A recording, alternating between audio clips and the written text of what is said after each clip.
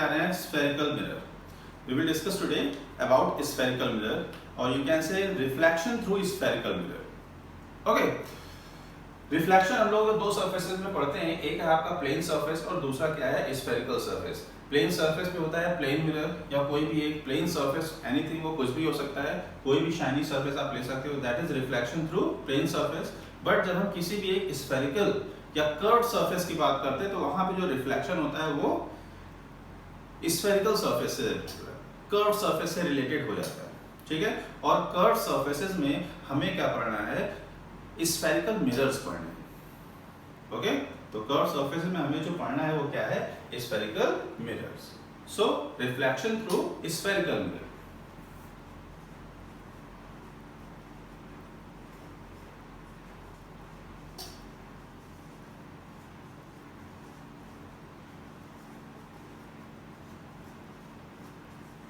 This one, अब हम सबसे पहले स्फेरिकल मिरर्स को डिफाइन करने की कोशिश करते हैं।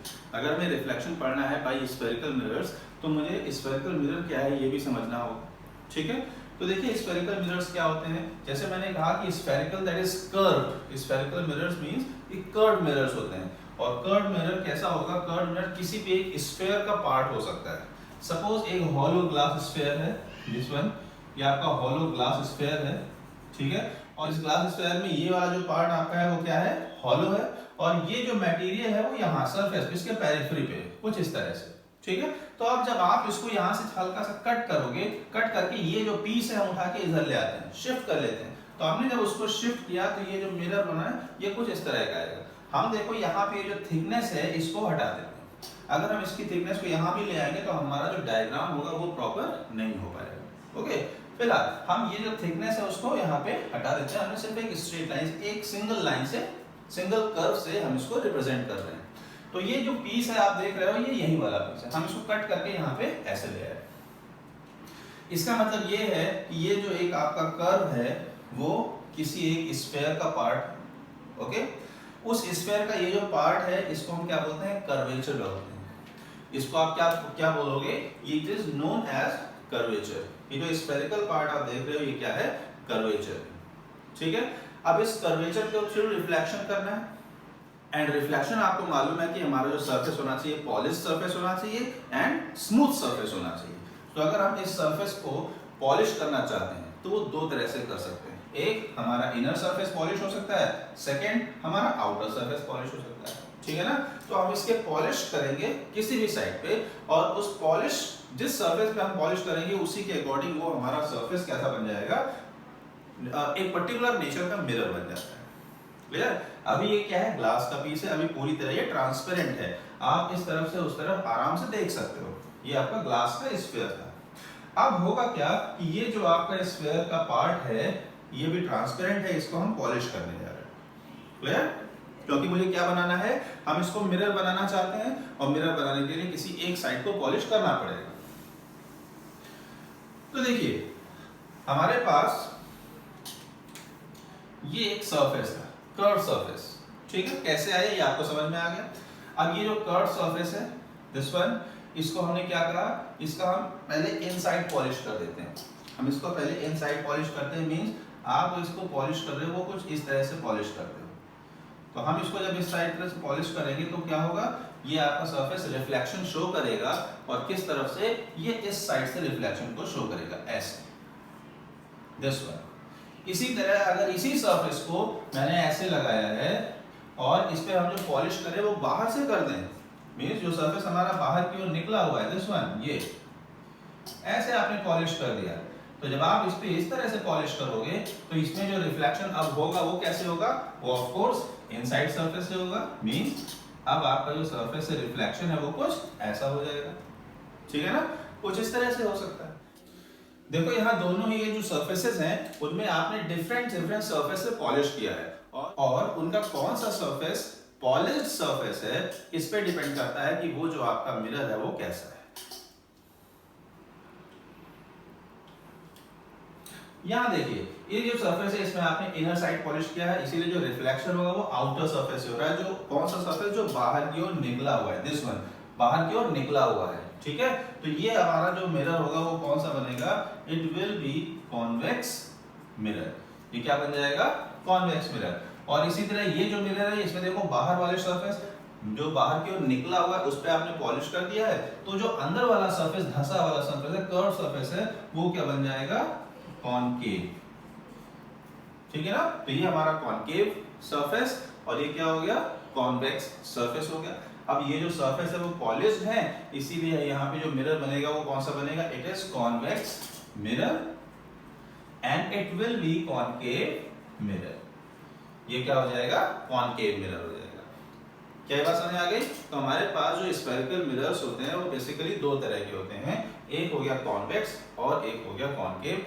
डिपेंड करता है कि आपने उनको किस साइड पे पॉलिश किया हुआ है, ठीक है। ये ऐसे हो गया। Next is there are some terms related to spherical mirrors. जो स्फेरिकल मिरर्स हैं उनसे रिलेटेड कुछ टर्म्स हैं, ठीक है। वो हम डायग्राम के बेस पे दोनों और डेफिनेशन के बेस पे दोनों ही फॉर्म में समझ लेते हैं। सपोज करो ये मेरा एक मिरर है और इस मिरर पे ये आपका पॉलिश है, तो ऑफ कोर्स ये आपका जो मिरर होगा वो कैसा मिरर बन जाएगा, कॉनकेव मिरर बन गया। ये मिरर कैसा बन गया, कॉनकेव मिरर बन गया। अब देखो मैंने आपसे कहा कि ये जो आपका मिरर है उसका एक पार्ट है ए बी और it is P, A B and P, A P B curvature और अपर्चर, कर्वेचर और अपर्चर। क्या है curvature, the part of the mirror which is used for reflection is known as curvature और aperture. The part of the mirror which is used for reflection is known as aperture और curvature, ठीक है। आप इसको लिख सकते हैं, okay. P geometric, P को आप डिफाइन करते हो pole of mirror, pole of the mirror. What is P? P is pole of the mirror. It is geometric midpoint of curvature. जो हमारा कर्वेचर है उसका ज्योमेट्रिक मिड पॉइंट जो होता है उसी को हम क्या कहते हैं, पोल कहते हैं, ठीक है ना। ये पोल हो गया। अब ये जो हम इससे थोड़ा आगे बढ़ते हैं, अब ये जो आपका पोल है या ये जो आपका पूरा कर्वेचर है ये हमने आपसे कहा था किसी एक स्फीयर का पार्ट रहा होगा। तो सपोज ये वो स्फीयर है जिसका ये पार्ट था, मान लेते हैं, है ना। ये पूरा आपका वो स्फीयर है जिसका ये पार्ट था। तो इस स्फीयर का कहीं कोई सेंटर होगा, दिस वन, इस पूरे स्फीयर का कोई सेंटर होगा, it is C. What is C? Centre of curvature, centre of curvature. अब हम यहाँ पे जो सेंटर है वो हम स्फीयर का सेंटर नहीं कहेंगे, हम इसकी बात कर रहे हैं, सिर्फ ये तो हमने इमेजिनरी आपके लिए बना दिया। तो ये जो आपका है इसको आप क्या कहते हो, कर्वेचर कहते हो। So it will be the centre of this part and this part is curvature, so it is centre of curvature. Centre और सर्कमफ्रेंस, है ना, सेंटर और सर्कमफ्रेंस के बीच की ये डिस्टेंस क्या कहते हैं, कैपिटल R। ये जो पूरी डिस्टेंस है दिस वन, ये पूरी distance capital R। What is capital R? It is radius of curvature. बार बार देखिए यहाँ पे एक टर्म हम यूज कर रहे हैं curvature. So what is curvature? The part of the mirror that is used for reflection is known as curvature. Okay, so ये जो आपका रेडियस है वो क्या है, वो इस कर्वेचर के लिए रेडियस का काम करेगा और रेडियस किसका होगा, कर्वेचर का। और इसीलिए ये जो डिस्टेंस है वो radius of curvature capital R के टर्म्स में डिफाइन की जाती है, ठीक है। नाउ व्हाट, अब यहीं पे देखिए हम P और C यानी ये जो पूरा रेडियस है इसका हाफ, एक पॉइंट हम हाफ सपोज कर लेते हैं और वो जो हाफ पॉइंट होगा वो क्या बन जाएगा, उस पॉइंट को हम फोकस कहते हैं। दिस वन, सपोज ये पॉइंट है and this is capital F. So what is F? F is focus of mirror. Focus of the mirror. अब देखो मैंने यहाँ कर्वेचर नहीं कहा, ठीक है, हम यहाँ पे कर्वेचर नहीं कह रहे। तो कर्वेचर हमने इसलिए कहा क्योंकि यहाँ पे सेंटर एंड रेडियस एंड ये पोल ये सब इस स्फीयर से रिलेटेड था, इसलिए वो कर्वेचर हो गया क्योंकि वो स्फीयर का पार्ट था। बट जो फोकस है वो स्फीयर का पार्ट नहीं है, इस वजह से हम यहाँ जो फोकस कहते हैं वो ही पर्टिकुलर इस ऑब्जेक्ट का है जिसे आप कर्वेचर कह रहे हो, इसीलिए मैंने क्या लिखा है, फोकस ऑफ मिरर। ठीक है, so it will B focus of the mirror. ठीक है ना। अब यहीं पे हम एक चीज और भी ध्यान दे रहे हैं, देखिए पीएफ फोकल लेंथ इसे हम स्मॉल एफ से शो करते हैं। Focal length is always represented as small F. Pole से फोकस की ये जो डिस्टेंस है इसी को हम क्या कहते हैं, focal length. This one it is focal length. Done. और यहाँ पे एक चीज और लिख लीजिए, capital R is equal to 2 times of small f। Capital R radius of curvature, f is focus, so radius of curvature is equal to 2 times of focal length। f is equal to r by 2। इस पे आपको छोटे मोटे numericals मिल सकते हैं। तो क्या चीज समझ में आ गई? तो ये कुछ टर्म्स थे जो आपको स्फेरिकल मिरर से जो रिलेटेड हैं और आपको ये चीज ध्यान रखना चाहिए, लर्न होना चाहिए। ठीक है, curvature of the curvature, aperture, pole, centre of curvature, radius of curvature and focus. ठीक। अब एक लाइन हम यहाँ पे और ऐड करना चाहते हैं, इन सब से हट के एक और इसका पार्ट हो सकता है, एक और टर्म हो सकता है, जिसको हम प्रिंसिपल एक्सिस कहते हैं। और वो प्रिंसिपल एक्सिस आप कैसे बनाओगे, कैसे बनाएंगे आप प्रिंसिपल एक्सिस? देखिए पोल से सेंटर की ये जो लाइन है आप देख रहे हो, रेडियस, पोल और सेंटर, सिर्फ पोल और सेंटर को ज्वाइन करने वाला ये जो लाइन है PC, इसी को हम एक्सटेंड कर देते हैं दिस वन। तो ये जो आपकी एक्सटेंडेड PC है, यही हमारा क्या है, प्रिंसिपल एक्सिस है ना, PC। The extended PC is known as principal axis. तो प्रिंसिपल एक्सिस जो है वो हमेशा पोल और सेंटर से ही पास होती है। आप सोचो कि हम इस तरह से एक लाइन ऐसे ड्रॉ कर दें, ये प्रिंसिपल एक्सिस हो जाएगी? बिल्कुल नहीं होगा। क्यों? क्योंकि ये जो लाइन है वो देखो सेंटर से तो पास हो रही है बट वो पोल से पास नहीं हो रही, और इसीलिए ये जो लाइन है वो प्रिंसिपल एक्सिस नहीं हो सकती। प्रिंसिपल एक्सिस हमेशा centre and pole of the mirror से पास हो। ठीक है, तो इस तरह से हम प्रिंसिपल एक्सिस को भी डिफाइन कर सकते हैं। क्या कहा मैंने? It is principal axis. मैं कहां लिख दूं? ये लिख देते हैं, principal axis, this one. What is principal axis? It is the imaginary straight line. Principal axis is imaginary straight line joining center of curvature and pole of the mirror. Center of curvature and pole of the mirror. Is that clear? तो इस तरह से हम principal axis को define कर सकते हैं। तो ये सारे टर्म्स हो गए जो आपके रिलेटेड हैं स्फेरिकल मिरर से। अब ये आपका कॉनकेव हो या फिर कॉन्वेक्स हो, सारे टर्म्स आपको ऐसे ही मिलेंगे। ठीक है, अब हमें एक बहुत ही इंपॉर्टेंट टर्म है फोकस, उसको डिफाइन करना है, उसको डिफाइन करना है, हम उसको डिफाइन करना चाहते हैं। कैसे डिफाइन करेंगे? तो देखिए, focus of spherical mirrors. Focus क्या है? ठीक है, जब भी आप लाइट में फोकस को डिफाइन करोगे तो there will be an incident ray. Incident ray आपको मालूम है, तो जब भी हम फोकस को डिफाइन करते हैं तो वहां पे हमेशा एक इंसिडेंट रे की हेल्प लेते हैं, और वो जो इंसिडेंट रे है एक स्पेसिफिक रे है जिसे हम प्रिंसिपल एक्सिस के पैरेलल एज्यूम करते हैं। क्लियर? ठीक है, देखिए मैं फोकस को डिफाइन करने जा रहा हूं। A point on principal axis through which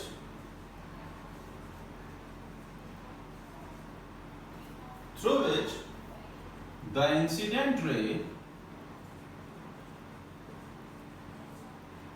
passes or appear to pass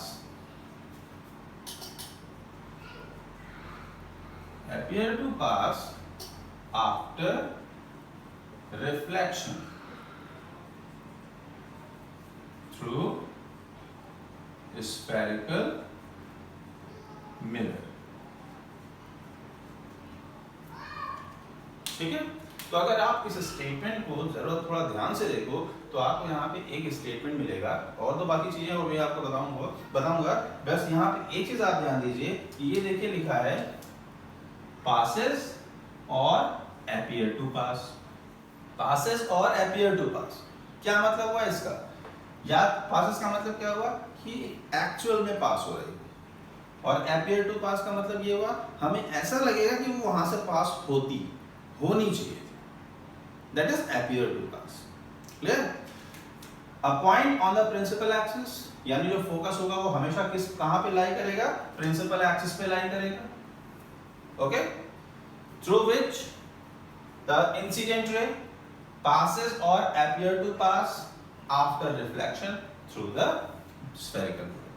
spherical mirror से रिफ्लेक्शन के बाद इंसिडेंट रे, प्रिंसिपल एक्सिस के पैरेलल आने वाली इंसिडेंट रे जिस पॉइंट पे कट करेगी वही पॉइंट क्या होगा?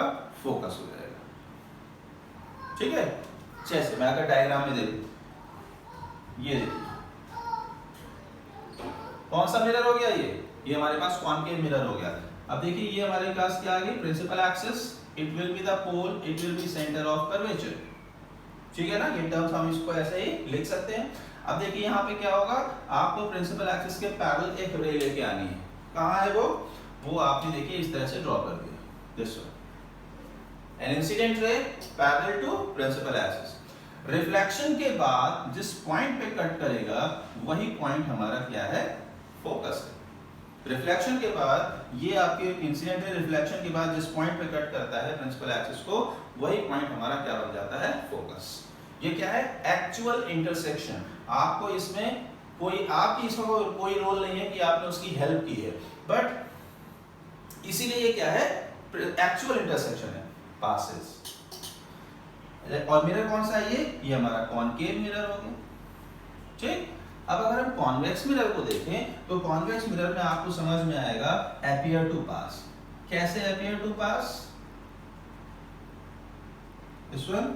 और यहाँ पे आपने क्या शो कर दिया? कई सारे पॉइंट्स जो हम लोग बनाते हैं। ये हो गया pole, it will be centre of curvature, और ये पूरी आपकी क्या हो गई? Principal axis. Again the straight line और the incident ray parallel to principal axis, incident ray parallel to principal axis, incident ray parallel to principal axis. आगे अब इसे रिफ्लेक्शन करना है, रिफ्लेक्शन होगा इसका। तो रिफ्लेक्शन कैसे होगा? तो कॉन्वेक्स मिरर की टेंडेंसी होती है कि वो आने वाली रेस को अपने से दूर थ्रो कर देता है, इसीलिए इसने इस रे को कुछ इस तरह से रिफ्लेक्ट कर दिया। रिफ्लेक्शन के बाद आप देखोगे ये जो आपकी रिफ्लेक्टेड रे है ये तो ऊपर जा रही है, इसका मतलब प्रिंसिपल एक्सिस से उसका कोई इंटरेक्शन होगा नहीं, तो हमारी डेफिनेशन गलत हो जाएगी। सही है ना? लेकिन हम ऐसा नहीं होने देंगे। हम क्या करेंगे? ये जो रिफ्लेक्टेड रे आपकी ऊपर की ओर जा रही है इसे बैक साइड में डॉटेड एक्सटेंड करेंगे। एक्सटेंशन जो होता है किसी भी स्ट्रेट लाइन को जब हम एक्सटेंड करते हैं हमेशा डॉटेड होना चाहिए, खासकर आपका लाइट से रिलेटेड जो चैप्टर है, टॉपिक है, उसमें आपको ये चीज ध्यान रखनी है। दिस वन, ये आपका क्या बन गया? फोकस। ये क्या है? Actual intersection, passes. ये क्या है? Virtual intersection. वर्चुअल का मतलब जो एक्चुअली हो ही नहीं रहा है, हमें उसकी हेल्प करनी पड़ेगी। Appear to pass, appear to pass. ठीक है ना? ये इस तरह से आएगा। तो यहाँ पे देखो, ये आपका जो मिरर होगा वो कौन सा मिरर हो जाएगा? ये आपका कॉन्वेक्स मिरर हो गया। ठीक है, तो हम इस तरह से कॉनकेव और कॉन्वेक्स मिरर में उसका जो फोकस है उसको डिफाइन कर सकते हैं। फोकस को डिफाइन करने के लिए हमेशा याद रखिए कि आपको प्रिंसिपल एक्सिस के पैरेलल एक इंसिडेंट रे लेके आनी है, और वही उसको रिफ्लेक्शन के बाद जिस पॉइंट पे कट करेगा उसी से हम फोकस को डिफाइन कर सकते हैं।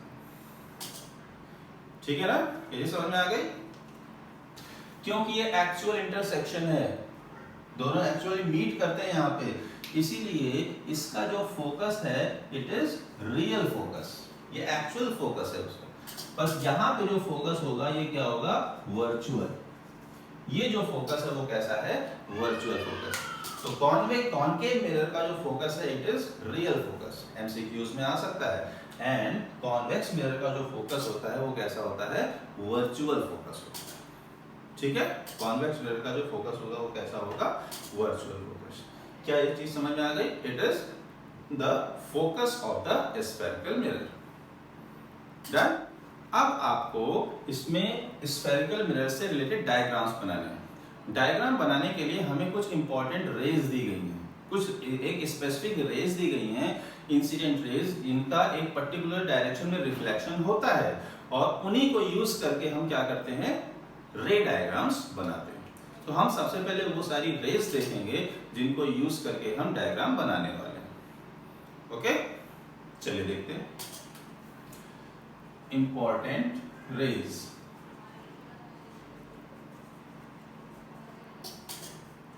ठीक है। फर्स्ट ऑफ ऑल, है ना, सबसे पहला concave mirror, pole, centre of curvature and it is focus. ये टर्म हमको ऐसे ही शो कर देना है तुरंत। हाँ, ये याद रखना है, मैंने आपको बताया कि जो फोकल लेंथ है वो रेडियस ऑफ कर्वेचर का हाफ होता है। इसका मतलब पोल से फोकस की डिस्टेंस और फोकस से सेंटर की डिस्टेंस, ये दोनों इक्वल होनी चाहिए, ठीक है ना। If it is 5 centimetre then it will also be 5 centimetre. Okay, ये देखिए हमने इस तरह बना दिया। फर्स्ट रे, सबसे पहली रे क्या है, the incident ray parallel to principal axis always passes through focus of the mirror. सबसे जो फर्स्ट रे है जो बहुत हेल्पफुल होगी हमारे लिए वो यही है कि प्रिंसिपल एक्सिस के पैरेलल आने वाली रेज हमेशा फोकस से पास होती है, for concave mirror and it is for convex mirror. आप इसको बना सकते हो अपने लिए, ठीक है। ये हो गया पोल, ये हो गया सेंटर, और ये क्या है, फोकस। तो प्रिंसिपल एक्सिस के पैरेलल आने वाली रेज फोकस से पास होती है ना, ये फोकस से इस तरह से पास होगी। ये सबसे पहली रे है जो आपके दी गई है कि आप इसको यूज करके डायग्राम बना सकते हो। क्या ये डायग्राम समझ आ गया? सेम ये भी हम लोगों ने फोकस में पढ़ा है, वही चीज यहाँ पे इस तरह से आ गई। Is that clear? It is the first ray. तो फर्स्ट रे क्या है, the incident ray parallel to principal axis, तो उसका रिफ्लेक्शन इस तरह से होता है, ठीक है। नाउ द सेकेंड रे।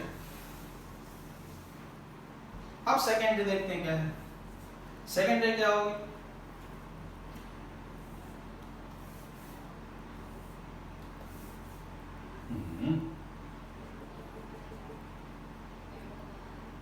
पोल,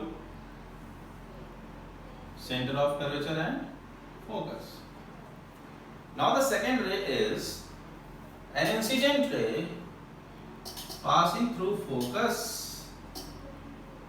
like this, reflects parallel to principal axis. An incident ray passing through focus reflects parallel to principal axis. ये चीज आपको ध्यान में, ये थोड़ा सा कंफ्यूजन भी इसमें क्रिएट होता है, लेकिन उसमें कंफ्यूज होने की जरूरत नहीं है। इंसिडेंट रे जो पहले फोकस पे आएगी फिर सरफेस, मिरर के सरफेस पे आती है, तो रिफ्लेक्शन के बाद वो प्रिंसिपल एक्सिस के पैरेलल हो जाएगी, दिस वन, ठीक है ना। और कॉन्वेक्स मिरर, ये तो कॉनकेव मिरर की बात हो गई। अगर हम कॉन्वेक्स मिरर में इसी चीज को बनाएंगे तो इसमें देखो, it is pole, it is center and it is focus. Now, अब हमें एक ऐसी इंसिडेंट रे लानी है जो फोकस से पास हो, है ना, जो फोकस से पास हो जाए, सॉरी, जो फोकस से पास हो।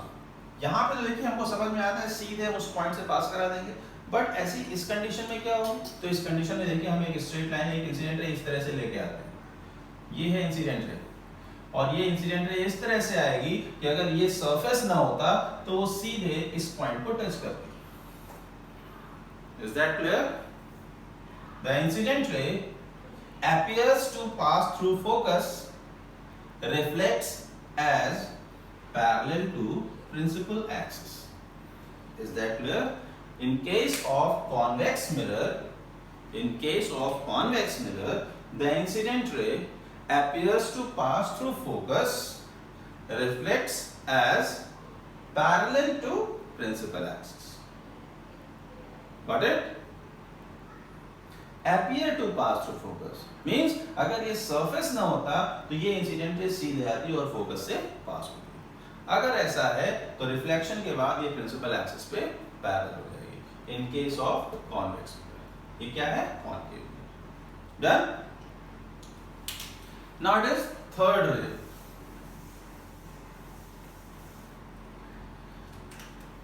थर्ड रे आप कैसे डिफाइन करेंगे?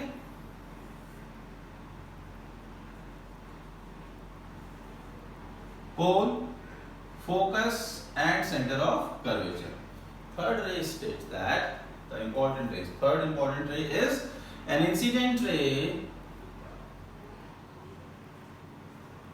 passing through the center of curvature reflects in the same direction, same path, उसी same path पे reverse हो जाती है। अगर कोई इंसिडेंट रे है जो सेंटर ऑफ कर्वेचर से पास हो रही है फिर रिफ्लेक्ट होती है तो रिफ्लेक्शन के बाद वो उसी पाथ को रिट्रेस करती है, वो वापस हो जाती है, उसी पाथ पे वापस हो जाती है। अब इसी चीज को हम कॉन्वेक्स मिरर में देख रहे हैं। तो कॉन्वेक्स मिरर में क्या होगा?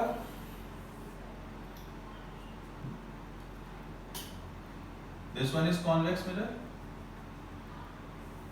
पोल, focus and centre of curvature. An incident ray appear to pass through center of curvature means convex mirror में आपको सारी की सारी rays कैसे मिलेंगी? Appear to pass through focus, appear to pass through center of curvature. So अगर ऐसा है तो वापस उसी पाथ पे अपने आप को रिट्रेस कर देती है, वापस चली जाएगी। इसमें कुछ इस तरह का बनेगा, इसमें ये ऐसे बनेगा। तो ये डायग्राम आपको ध्यान में रखना है, ठीक है ना? ये डायग्राम आपको बहुत हेल्प करेंगे रे डायग्राम्स बनाने में। Okay, now the fourth one is सबसे लास्ट हमारी जो रे है वो क्या है? It is concave mirror, this one pole, centre of curvature and focus. The incident ray hits the pole, direct hits the pole and reflects by using laws of reflection. It is angle of incidence, it will be angle of reflection. Angle I is equal to angle R. ठीक है?